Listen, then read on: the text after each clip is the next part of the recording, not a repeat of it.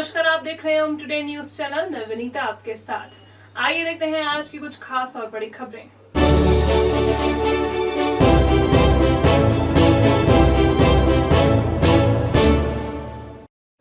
उज्जैन से Pithampur industrial area तक एक नया 4 लेन बनाने का प्रस्ताव नेशनल हाईवे अथॉरिटी को भेजा गया है। सब कुछ ठीक रहा तो यदि इस रोड को मंजूरी मिल गई तो यह रोड उज्जैन की आर्थिक तरक्की में सबसे बड़ा कदम साबित होगा। इस रोड के जरिए उज्जैन से पीथमपुर तक महज 55 मिनट में पहुंचा जा सकेगा। सांसद अनिल फिरोजिया ने उज्जैन से पीथमपुर तक की रोड को बनने का प्रस्ताव नेशनल हाईवे अथॉरिटी के डीजीएम और मध्य प्रदेश के आरओ विवेक जायसवाल को सौंपा है। प्रस्ताव अभी शुरुआती स्टेज पर है। केंद्र सरकार से इसकी मंजूरी मिल जाने के बाद सर्वे, जमीन अधिग्रहण, लागत निकालने आदि की प्रक्रिया पूरी की जाएगी। उज्जैन में यह 4 लेन चिंतामण जवासिया से होकर गुजरने वाले देवास बदनावर हाईवे से मिलेगा। प्रस्तावित 4 लेन चिंतामण से 4 लेन की शुरुआत होगी। यह लेकोड़ा, कांकरिया, चीराखान, तुमानी, मगराखेड़ी, कछालिया, काकरिया पाल, जिंदाखेड़ा, जम्बूर्दी सरवर, हातोड़, रोजड़ी, बोरसी, औरंगपुर, पिपलिया, झगड़ू होते हुए पीथमपुर तक प्रस्तावित है। सैटेलाइट इमेज के जरिए प्रस्तावित रोड की कुल लंबाई 57 किलोमीटर आंकी गई है। पीथमपुर देश का सबसे तेज बढ़ता इंडस्ट्रियल एरिया है। उज्जैन सीधे इससे जुड़ जाएगा। रूट पर नई इंडस्ट्री लगाई जा सकेंगी। पीथमपुर को फिलहाल इंदौर से श्रमिक उपलब्ध हो रहे हैं। भविष्य में उज्जैन से इंदौर के मुकाबले कम खर्च पर श्रमिक उपलब्ध हो सकेंगे। इससे उज्जैन के 10,000 से ज्यादा लोगों को रोजगार मिल सकेगा। उज्जैन पीथमपुर रोड पर हातोड़ से इंदौर एयरपोर्ट की दूरी महज 4 किलोमीटर रह जाएगी। यह रोड इंदौर और एयरपोर्ट जाने के लिए भी विकल्प बन जाएगा। भारतमाला रोड से इसके लिंक हो जाने पर आवागमन बढ़ने से रोजगार के नए अवसर सृजित हो सकेंगे। देवास बदनावर के बीच बनने जा रहे नए हाईवे के आसपास भी आने वाले वक्त में कई नई इंडस्ट्रियल लगाई जा सकेंगी। कलेक्टर आशीष सिंह ने बड़नगर और उज्जैन ग्रामीण तहसील के राजस्व अधिकारियों को नए 4 लेन के आसपास की तमाम सरकारी जमीनों को चिन्हित करने के निर्देश जारी किए हैं। देवास बदनावर हाईवे के आसपास की तमाम सरकारी जमीनों को चिन्हित कर इन्हें अभी से उद्योगों के लिए रिजर्व कर दिया जाएगा। बुधवार को टीएल बैठक के दौरान कलेक्टर आशीष सिंह ने बड़नगर और उज्जैन एसडीएम से कहा कि वो जमीन उद्योग के लिए रिजर्व करने की प्रक्रिया तेजी से पूरी करें। कलेक्टर ने जिला अस्पताल में नई लिफ्ट लगाने के लिए उज्जैन विकास प्राधिकरण के कार्यपालन यंत्री को रिपोर्ट तैयार करने के लिए कहा है। जिले में कई सारे सरकारी प्रोजेक्ट के लिए जमीन की आवश्यकता है। कलेक्टर ने संबंधित अधिकारियों से कहा है कि वे सरकारी विभागों के भवनों के लिए जमीन आवंटन की प्रक्रिया भी तेजी से निपटाएं। इसके अलावा उन्होंने मंदिरों की जमीनों का भी चिन्हांकन कर उन्हें सुरक्षित करने के निर्देश जारी किए हैं। बारिश का सीजन होने के बावजूद बुधवार को भी आधे शहर को पानी के लिए तरसना पड़ा है। लीकेज दुरुस्त होने के बावजूद पुराने शहर की पानी की टंकियां पूरी क्षमता से नहीं भर पाई हैं। लीकेज ठीक करने के लिए जनरेटर के साथ 7 पंप लगाए गए। लीकेज के पास से ओवरफ्लो पानी कहां से आ रहा है, इसका पता लगाने के लिए लैब में पानी की जांच तक कराई गई। इतना सब होने के बावजूद भी बुधवार को शहर को पर्याप्त पानी नहीं मिल सका। रामघाट के नजदीक छोटे पुल के पास गंभीर डैम से शहर में आ रही मेन पाइपलाइन में शनिवार को लीकेज हुआ था। लीकेज के नजदीक ही रुद्रसागर की सीवरेज लाइन भी थी। शनिवार से ही पीएचई का अमला इस लीकेज को सुधारने की मशक्कत करता रहा। जनरेटर सेट लगाकर 5-5 हॉर्स पावर के 7 पंप लगाए गए। इतना पानी कहां से आ रहा है, यह पता करने के लिए गड्ढे से पानी का सैंपल लेकर उसे जांच के लिए भेजा गया। पता चला कि गड्ढे से बाहर आ रहा पानी शिप्रा नदी का ही है। पीएचई के अधिकारियों के मुताबिक देर रात तक लीकेज ठीक होने पर पुराने शहर की टंकियों को भरने का काम शुरू कर दिया गया था। जिन इलाकों में बुधवार सुबह भी जल प्रदाय नहीं हो सका है, वहां गुरुवार सुबह जल प्रदाय किया जाएगा।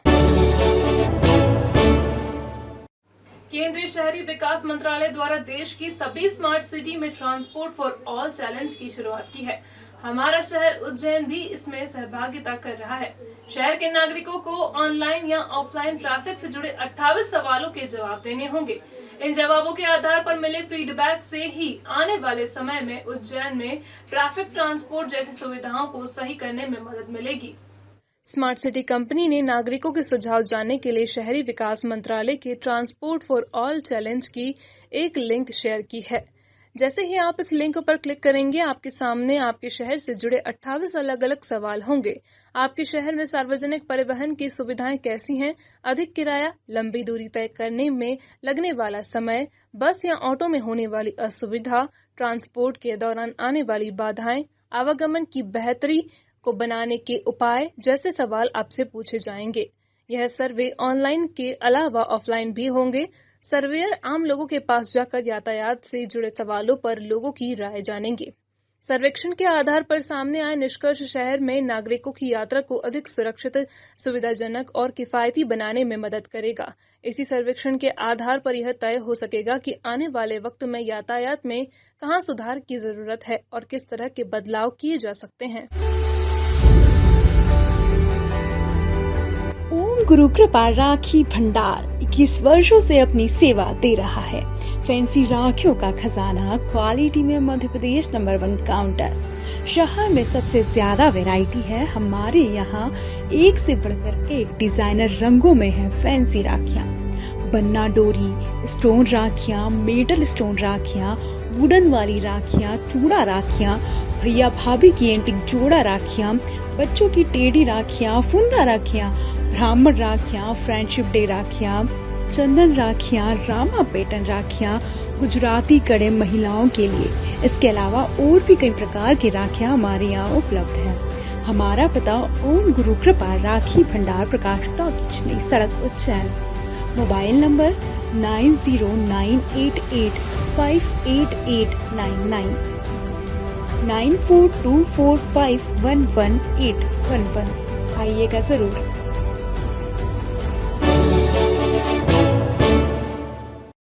रेलवे स्टेशन परिसर में उत्तर प्रदेश से आए एक यात्री की जेब से मोबाइल फोन चुराने वाले 2 अपराधियों को जीआरपी ने गिरफ्तार करने में सफलता हासिल की है। ये लोग स्टेशन परिसर पे ही घूमकर यात्रियों का सामान चुराने की फिराक में घूम रहे थे।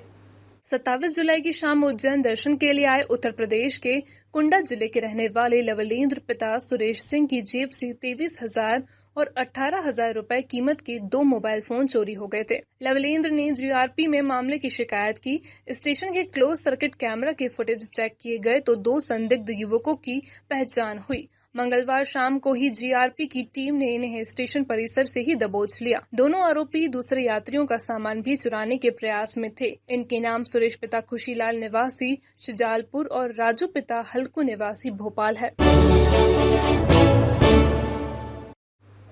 घटिया थाना क्षेत्र के पचैड़ गांव में रहने वाली एक महिला के साथ उसी की चचेरी बहन और उसके पति ने 10,75,000 रुपए की धोखाधड़ी की है। इस महिला और उसके पति के खिलाफ घटिया थाने में धोखाधड़ी का अपराध दर्ज किया गया है। आरोपी महिला का नाम सीमा अंजना और उसके पति का नाम मोहन पिता हकम सिंह आंजना है। इनके खिलाफ जया पिता शंकरलाल आंजना ने रिपोर्ट दर्ज कराई है। जया आंजना की पचैड़ गांव में जमीन थी। उसके कुछ वक्त पहले अपनी जमीन बेच दी थी। जमीन बेचने के बाद यह महिला गणेश कॉलोनी चिंतामण में रहने लगी थी।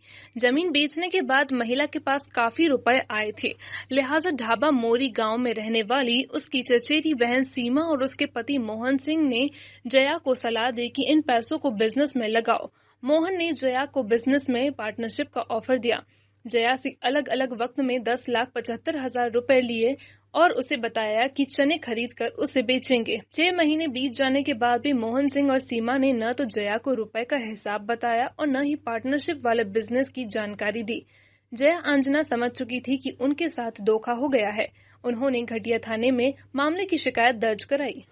ये जया आंजना पिता स्वर्गीय मोहनलाल आंजना पंचेड़ की रहने वाली हैं और इन्होंने दिनांक 27/7/2021 को थाना आकर एक लिखित आवेदन दिया है मोहन सिंह और उनकी पत्नी सीमाबाई आंजना के विरुद्ध कि इनके द्वारा कुल 10,75,000 रुपये चने खरीदने और जो मुनाफा आए वो आपस में बराबर बांटने को लेकर पैसे लिए गए हैं 10,75,000 रुपये।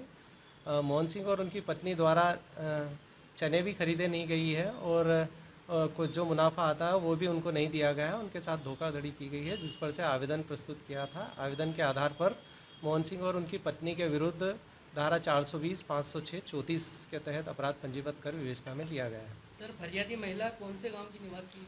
फरियादिया पंचेड़ की मूल निवासी है जो वर्तमान में उज्जैन रहती है। घटनास्थल चूँकि घटिया बैंक का था, इसलिए अपराध यहाँ पर पंजीबद्ध किया। महेशनगर में रहने वाली 36 वर्षीय एक महिला ने मंगलवार शाम अपने घर में फांसी लगाकर आत्महत्या कर ली है। इस महिला का नाम रानी पति हेमराज है। रानी का पहले पति से तलाक हो चुका है, उसके 2 बच्चे भी हैं। बुधवार सुबह जिला अस्पताल में इस महिला के शव का पोस्टमार्टम किया गया। महिला रानी ने 1.25 महीने पहले ही उसने सब्जी के ठेला लगाने वाले हेमराज से दूसरी शादी की थी। रानी ने आत्महत्या किन वजहों से की थी, यह फिलहाल साफ नहीं हो सका है। एक अन्य मामले में घटिया के नजदीक डाबरी गांव में रहने वाले विमल पिता लाल सिंह उम्र 34 साल ने जहर खाकर आत्महत्या कर ली है। मंगलवार शाम उसने अपने घर में रखा जहरीला पदार्थ गटक लिया। हालत बिगड़ने पर परिजन रात 10 बजे उसे उज्जैन के एक नजदीकी अस्पताल में लेकर पहुंचे। यहां रात 1 बजे उसने दम तोड़ दिया। सोसाइटी फॉर प्रेस क्लब और ओम साई फरिश्ते फाउंडेशन के संयुक्त सहयोग से बुधवार को प्रेस क्लब परिसर देवास रोड पर स्वास्थ्य शिविर का आयोजन किया गया। स्वास्थ्य शिविर में प्रेस क्लब के सदस्य और उनके परिजनों का स्वास्थ्य परीक्षण किया गया। उनके निःशुल्क टेस्ट भी हुए। देखिए, हमारी एक साई सेवा समिति जो फाउंडेशन है इनका, वो और प्रेस क्लब के दोनों के संयुक्त प्रयासों से यहाँ पर आज एक चिकित्सा जांच शिविर लगाया गया है पत्रकार और पत्रकारों के परिवारों के लिए। यहाँ पर हर तरह की जांच हो रही है, सभी तरह के डॉक्टर्स हैं। आप थायराइड टेस्ट करा सकते हैं, हार्ट के डॉक्टर्स यहीं पर हैं, इसके अलावा आई टेस्ट भी आप करा सकते हैं। सभी तरह की जाँचें यहाँ पर निःशुल्क की जा रही हैं। और एक ये सालाना कैंप हम लोगों का लगता ही है प्रेस क्लब का, और वो मेंबर्स और उनके परिवार वालों के लिए रहता है। वही शिविर आज लगाया गया है। जैसा कि भाई साहब ने आपको बताया कि हमारा ओम साई फरिश्ते फाउंडेशन के नाम से एक संस्था है जो कि शहर में विभिन्न समिति और संस्थाओं के साथ में मिलकर स्वास्थ्य शिविर का आयोजन करती है। इसी कड़ी में हमने प्रेस क्लब उज्जैन के साथ में एक स्वास्थ्य शिविर का आयोजन किया है। हमने कोशिश करी है इसमें ज़्यादातर चिकित्सकों को लाने की और ज़्यादा से ज़्यादा चिकित्सा सुविधा प्रेस क्लब और उनके परिवार के लिए यहाँ पे हमने उपलब्ध कराई है, जिसमें सभी जांच और सुविधाएं जो हैं एकदम निःशुल्क हैं। और तो और शहर के सर्विसेज चिकित्सक जो हैं हमारे प्रेस क्लब परिवार के लिए निःशुल्क सेवाएं यहाँ पर दे रहे हैं।